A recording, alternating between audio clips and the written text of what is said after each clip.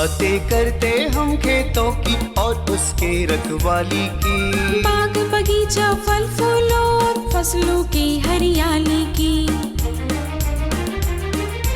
हम बीजों की बातें करते उत्तम जल संसाधन की, हम तकनीकी बातें करते फसलों के उत्पादन की। हर किसान का सपना सच हो जीवन सुखद बनाने को, गाँव-गाँव के हर आंगन का प्यारा सा ये दर्शन। कृषि दर्शन, कृषि दर्शन, कृषि दर्शन, कृषि दर्शन, कृषि दर्शन, कृषि दर्शन, कृषि दर्शन, कृषि दर्शन। नमस्कार। कार्यक्रम कृषि दर्शन के इस अंक में मैं शशिकला स्वागत करती हूं आप सभी किसान भाई बहनों का। किसान भाइयों, हमारा ये कार्यक्रम आपके लिए होता है और हम हर बार नई नई जानकारियों से आपको अवगत कराते हैं ताकि आपकी खेती किसानी में आपको सफलता मिल सके। आज हम आपको बताएंगे नकदी फसल से किस तरह से लोग हो रहे हैं लाभान्वित, लेकिन उससे पहले आइए हम आपको दिखाते हैं कृषि समाचार।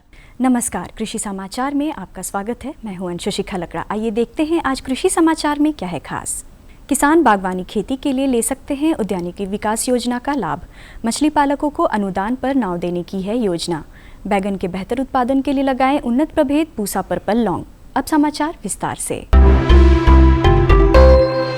राज्य में उद्यानिकी फसलों के चहुमुखी विकास और किसानों की आय में वृद्धि लाने के उद्देश्य से उद्यानिकी विकास योजना का संचालन किया जा रहा है। इस योजना के तहत किसान फल, फूल और सब्जी फसलों की खेती के लिए अनुदान ले सकते हैं। इस योजना से लाभ लेने के लिए उद्यान मित्र BTM, ATM से विस्तृत जानकारी ले सकते हैं। मत्स्यजीवी सहयोग समिति या समिति के सदस्यों को साधारण नाव, मोटर चालित नाव और नेट के लिए आर्थिक सहयोग के रूप में अनुदान की सुविधा उपलब्ध है। इसमें साधारण नाव की कुल योजना लागत 33,000 रुपये प्रति इकाई है। इसमें 30,000 रुपये अनुदान का प्रावधान है। मोटर चालित नाव की कुल योजना लागत 4,45,000 रुपये है। इसमें 4,05,000 रुपये अनुदान की सुविधा है। लतर वाली सब्जी फसलों में रेड पम्पकिन बीटल और फल छेदक कीट लगने का खतरा रहता है। रेड पम्पकिन बीटल के नियंत्रण के लिए राख और केरोसिन तेल के मिश्रण का भुरकाव करें, जबकि फल छेदक कीट के नियंत्रण के लिए इंडोक्साकार्ब दवा का उपयोग करें।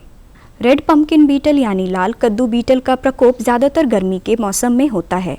ये ज़्यादातर शुरुआती अवस्था में ही लत्तेदार फसलों के कोमल पत्तियों, फूलों, तना और जड़ को नुकसान पहुंचाता है, जबकि फली छेदक कीट फल लगने पर फलों को छेद करके अंदर के गूदे को खाता है और फलों को नुकसान पहुंचाता है। इन दोनों कीटों के नियंत्रण के उपाय के बारे में आइए जानते हैं कृषि विशेषज्ञ से। लत्तेदार अगर किसान बंधु अगर फसल लगाए हुए हैं तो सबसे पहले उसमें जो हम लोग देखते हैं रेड पम्पकिन बीटल एक इंसेक्ट आता है, कीट आता है, जिससे काफ़ी क्षति होता है। तो इसके लिए शुरुआती स्तर पे किसान बंधु राख और मिट्टी तेल को अगर मिलाते हैं, अगर 1 किलो राख है तो 100 ml उसमें मिट्टी तेल को मिला करके अगर बुरकाव कर दें तो वो रेड पम्पकिन बीटल से उनका फसल नियंत्रण होगा। इसके साथ साथ अगर फली छेदक कीट आता है तो उसके लिए इंडोक्साकार्ब जो है 1 ml पर लीटर पानी में घोल बना के उसका छिड़काव करते हैं तो फली छेदक कीटों का भी नियंत्रण किया जा सकता है। किसान भाई, आप अगर बैगन की आगात खेती करना चाहते हैं, वर्तमान तिथि से लेकर मई तक फसल लगा सकते हैं।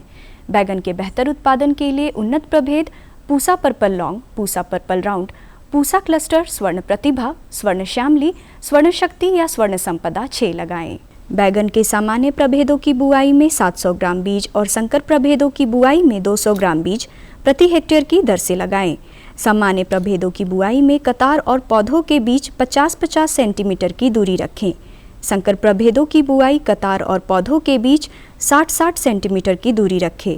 सामान्य प्रभेदों की उत्पादन क्षमता 200 से 250 क्विंटल प्रति हेक्टेयर है, जबकि संकर प्रभेदों की उत्पादन क्षमता 600 क्विंटल प्रति हेक्टेयर है। हाथों से मूंगफली का दाना निकालने में काफ़ी मेहनत और काफ़ी समय लगता है। राज्य के किसान मूंगफली से दाना निकालने के लिए ग्राउंड नट डिकोटिकेटर नामक कृषि यंत्र का सहायता ले सकते हैं। इसकी कार्यक्षमता 5 क्विंटल प्रतिदिन है।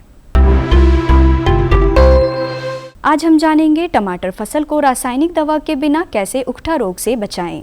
टमाटर फसल को उकठा रोग से बचाने के लिए फसल चक्र अपनाएं। साथ ही बुआई के पहले 1 लीटर पानी में 10 ग्राम हींग और 10 ग्राम हल्दी मिलाकर घोल बनाएं। इस घोल से टमाटर का बीजोपचार करें। इसके अलावे यदि खड़ी फसल में उकठा रोग का लक्षण दिखे तो रोगग्रस्त पत्तियों को तोड़कर खेत से दूर ले जाकर जला दे। और अब एक नज़र राज्य के 5 प्रमुख शहरों के मौसम के मिजाज पर।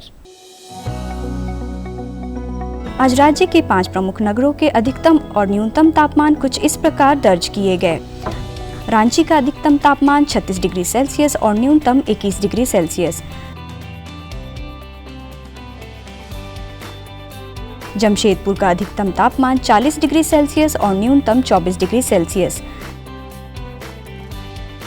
मेदिनीनगर का अधिकतम तापमान 37 डिग्री सेल्सियस और न्यूनतम 19 डिग्री सेल्सियस। देवघर का अधिकतम तापमान 38 डिग्री सेल्सियस और न्यूनतम 21 डिग्री सेल्सियस। वहीं धनबाद का अधिकतम तापमान 39 डिग्री सेल्सियस और न्यूनतम 21 डिग्री सेल्सियस दर्ज किया गया। कृषि समाचार में आज इतना ही। अगले दिन अगले अंक में फिर मुलाकात होगी कुछ ताज़ा तरीन खबरों के साथ। तब तक के लिए दीजिए इजाजत। नमस्कार, जोहार। अभी आपने देखा कृषि समाचार, मंडी भाव, साथ ही अगले 24 घंटे के अंदर मौसम के मिजाज को जाना। आइए यहाँ पे लेते एक छोटा सा विराम। हमारे मेहनतदार रुपए की सम्मान राशि प्रतिवर्ष हस्तांतरित की जाती है। इस योजना के शुरू होने के बाद से 2 लाख करोड़ रुपए से ज्यादा सीधे किसानों के बैंक खातों में ट्रांसफर किए गए हैं। जब बीज लेने का समय होता है, जब खाद लेने का समय होता है, तो भी ये मदद किसान तक पहुंच जाती है। देश के 85% से अधिक छोटे किसानों के लिए ये बहुत बड़ा खर्च होता है। आज देश भर के किसान मुझे बताते हैं कि पीएम किसान निधि ने उनकी बहुत बड़ी चिंता को कम कर दिया है। दुनिया करती है किसान भाइयों बहनों को पंजीकरण के दौरान आने वाली समस्याओं व उनकी शंकाओं और शिकायतों के तुरंत प्रभावी समाधान के लिए एक हेल्पलाइन सेवा भी शुरू की है, जिसका हेल्पलाइन नंबर है 155261।